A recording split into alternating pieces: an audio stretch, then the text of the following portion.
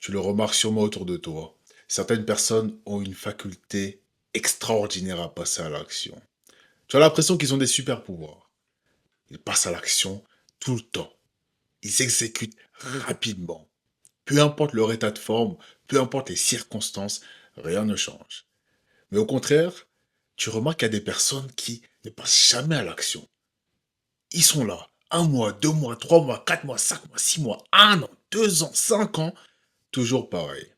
Les mêmes réflexions, et tu as l'impression que rien ne va. Et dans cette vidéo, je vais te montrer concrètement, si tu te reconnais dans les personnes qui procrastinent, comment tu peux hacker ton cerveau pour littéralement aimer l'action au lieu de le fuir. Dans un premier temps, j'aimerais t'expliquer pourquoi ton cerveau évite naturellement l'action. Pourquoi est-ce que tu as l'impression, lorsque tu veux passer à l'action véritablement, qu'il y a toujours un blocage? Il faut que tu comprennes que ton cerveau est conçu pour éviter la difficulté. Il est conçu pour apprécier les choses faciles, les choses qui te demandent le moins d'énergie possible. Et à cause de cela, sûrement que tu te retrouves dans 3 pièges aujourd'hui. Le premier piège, c'est la surcharge mentale. Tellement tu penses à passer à l'action, cela crée une paralysie qui t'empêche de pouvoir même faire le premier pas pour passer à l'action. Et je pense que tu te reconnais dans cette situation-là. Tu penses tellement, tu veux tellement faire les choses bien qu'au final, tu ne passes même pas à l'action. Peu importe le temps, peu importe la tâche en question, tu as du mal. Tu es en difficulté avec ça. Trop de pensées. Le deuxième piège dont tu es sûrement, c'est l'association négative à l'effort. Si tu relis l'action à la douleur, si à chaque fois qu'on te parle d'action, tu as l'impression d'avoir comme une pression en toi, un blocage en toi. Lorsqu'on te dit passe à l'action maintenant, si tu as l'impression à chaque fois d'être retenu, de passer à l'action, ça veut dire que tu relis mal l'action et que tu prends l'action négativement.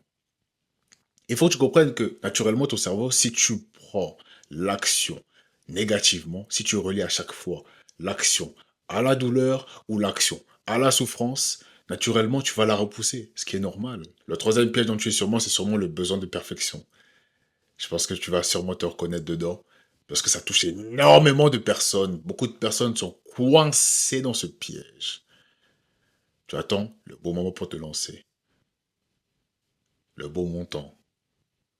Tu attends d'être la bonne personne qui puisse bien fitter avec ce que tu vas accomplir.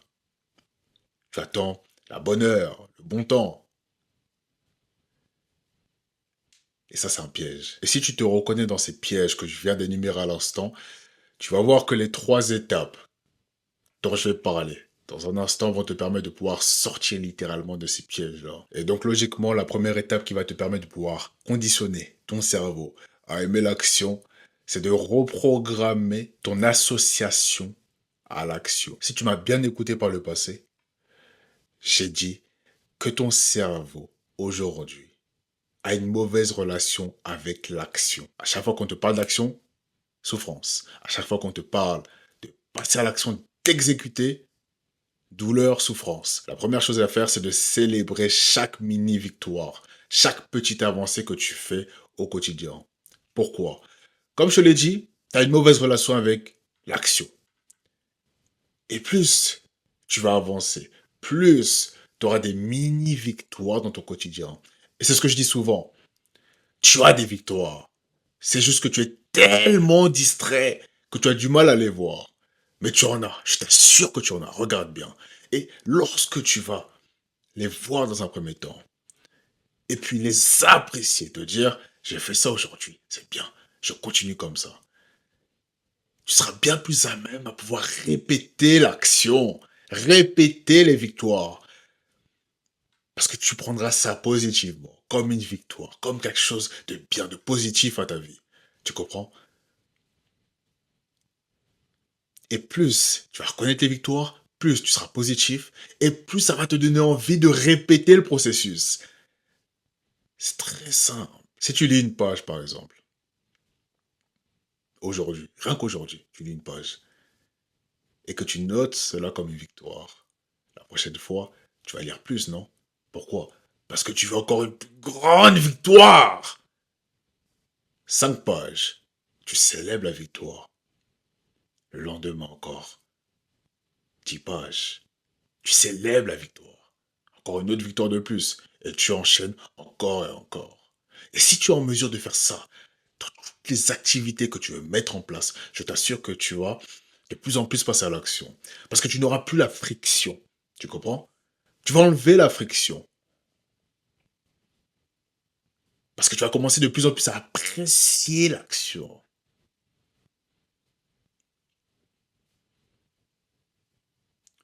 Donc, applique ça dans ton quotidien. Tu peux faire ça littéralement avec toutes les habitudes, comme je l'ai dit, toutes les activités. Ça s'applique à tout. Si tu appliques ce principe dans ton quotidien, il faut absolument que tu commences doucement, par une page, par 15 minutes de sport. Peu importe les activités que tu veux mettre en place aujourd'hui, il faut que tu commences doucement et que tu apprécies les victoires. Plus tu seras en mesure de pouvoir apprécier les victoires et plus tu seras en mesure de pouvoir augmenter, augmenter. Parce que tu vas kiffer ça. Tu vas kiffer tes victoires. La deuxième étape qui va te permettre de pouvoir conditionner ton cerveau à aimer l'action, c'est d'éliminer la friction pour faciliter le passage à l'action. Le grand problème de la grande majorité des personnes, c'est qu'ils ont tellement de friction, tellement d'étapes inutiles avant de passer à l'action, que lorsqu'il faut passer à l'action, ils sont démotivés. Et toi, l'objectif, c'est de faire tout l'inverse. Tu dois supprimer dans un premier temps un maximum d'étapes inutiles avant de passer à l'action. Prenons l'exemple du sport, parce que c'est le plus simple. Imaginons que tu vas aller au sport dès demain. Pour supprimer un maximum d'étapes avant d'aller au sport, ce que tu peux faire, c'est que tu peux préparer tes affaires le soir pour le lendemain. Cela va supprimer automatiquement les étapes inutiles. Pourquoi? Au lieu de te réveiller le lendemain en te disant oh, est-ce que je dois porter ça, ça, ça, ça, ou je sais pas quoi porter, tu vois. Et ça prend énormément d'énergie, ça te fatigue en plus de cela. Tu peux déjà préparer tes affaires la veille. Tu prépares ta bouteille d'eau, tu prépares ton sac, ton pré-workout, tu prépares tout. Et par la suite, tu seras en mesure de pouvoir faciliter le passage à l'action. Et pourquoi il est très important de faire cela? Comme je te l'ai dit, la grande majorité des personnes ne passent pas à l'action parce qu'ils n'arrivent pas à pouvoir se faciliter la vie. L'objectif de cette étape, c'est de préparer ton environnement pour faciliter le passage à l'action. Préparer.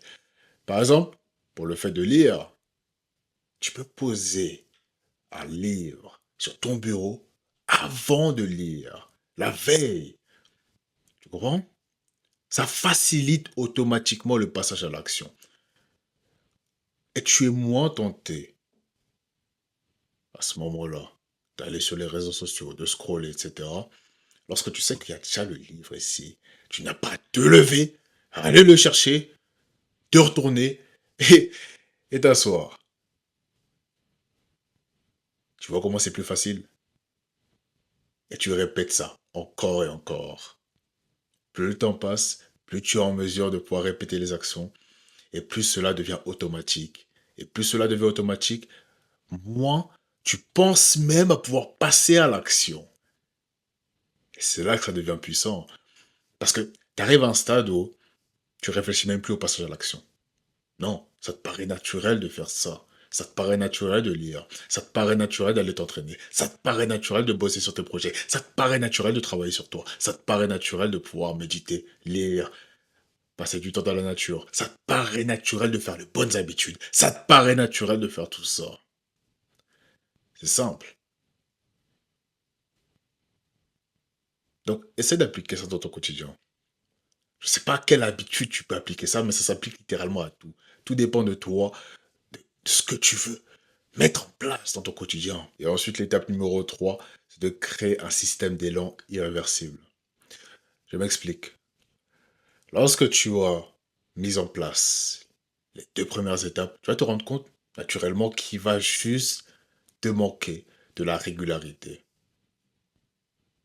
Il va juste te manquer le fait de répéter, d'être régulier dans les habitudes que tu veux mettre en place. Et c'est justement ça l'objectif.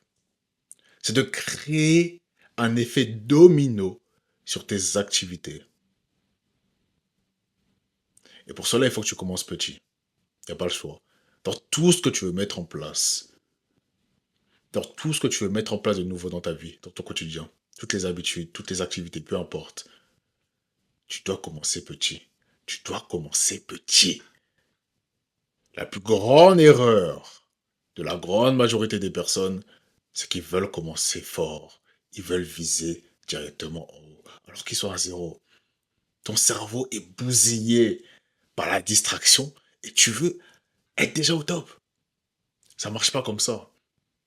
Et tu seras bien plus en mesure de pouvoir tenir sur le long terme si tu fais 0, 1, 2, 3, 4, 5 que si tu as 0 et que tu veux directement aller à 10 en une semaine.